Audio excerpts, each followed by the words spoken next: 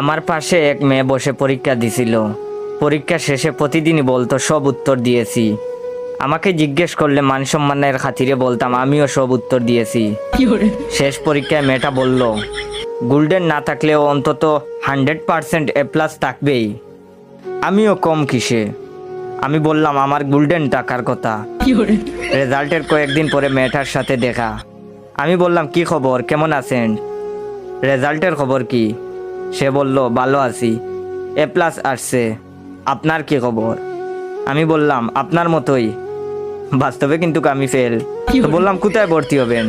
সে বলল আশা তো আছে ঢাকা বিশ্ববিদ্যালয়। আপনার? আমি বললাম ইনশাল্লাহ বুয়েট অথবা বুটেক্স। সে বলল ওকে, ভালো থাকেন।